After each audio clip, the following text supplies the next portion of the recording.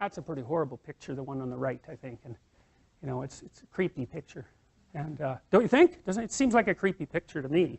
Yeah, and so that's Quetzalcoatl, if I remember correctly, who was an Aztec dragon god. And that's the Eye of Horus, by the way, this little thing here. And see, the Egyptians, they worshiped the eye. Yeah, well, that's cool because, well, why did they worship the eye? Well, wake the hell up and look at the world. That's your salvation to do that. Pay bloody attention, especially to the things you don't want to pay attention to. And use your vision. Have some vision. And you can use your vision to see into the future. And that's your redemption. And the Egyptians, they didn't know how to say that, but they knew how to represent it. And that's how they represented it. Like, the pupil on that is completely open, completely dilated. And that's a god as far as the Egyptians were concerned. It's Horus, and I'll tell you Horus' story at some point. So, early primates developed a better eye for color, detail, and movement, and the ability to see in 3 dimensions. Traits that are important for detecting threats at close range. Humans are descended from these same primates. All right. So, now, the initiation. Well, when you go into psychotherapy, or when you make any supreme moral effort, which is roughly the same thing, you have to confront that which you do not know. Now, I mentioned the pre-cosmogonic chaos and the idea that at the end of Jung's life, he sort of thought of the unconscious and the world as the same.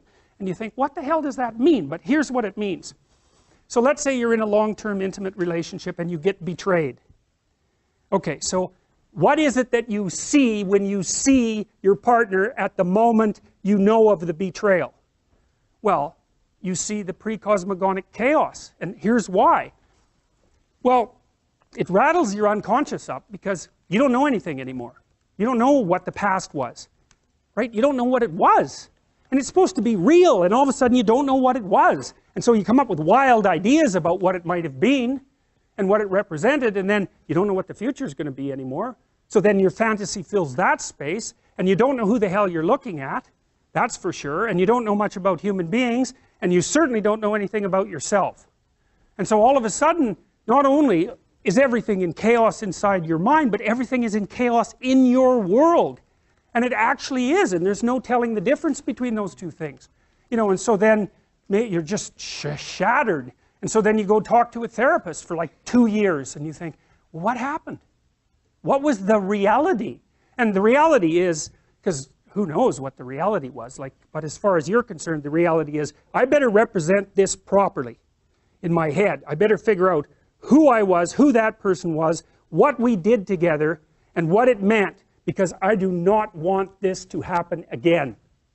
And so you're healed when you get to the point where you've grasped the bloody moral of the story. What went wrong?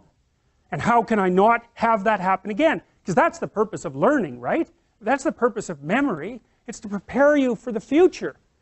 And so you have to pull out of that massive chaos a functional representation that increases your wisdom so that you're not this naive target the next time you enter into a relationship. So at least you can have another relationship without being so traumatized that, you know, you're done.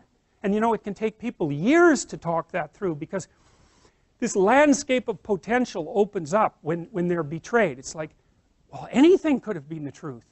Well, to sort through that, you have to wander through all that mess, and it's really painful and emotional as well. You have to sort through all that mess to come out with the new you, right? The renewed you. And so, well, this is a representation of it. This is how people act this out. But whatever method he may have been designated, the shaman is recognized as such as only after having received 2 methods of instruction. The first is ecstatic, dreams, trances, and visions. The second is traditional, shamanic techniques, names and functions of the spirit, mythology and genealogy of the clan, and a secret language. Well, one of the things that happens, this happens to you even if you encounter something terrible like a betrayal.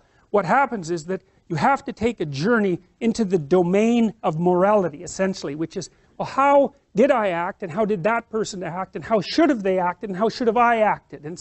And that's part of your cultural structure. And so that's the idea of rescuing the dead father from the depths, right? And that's, well, we'll show you some examples of that.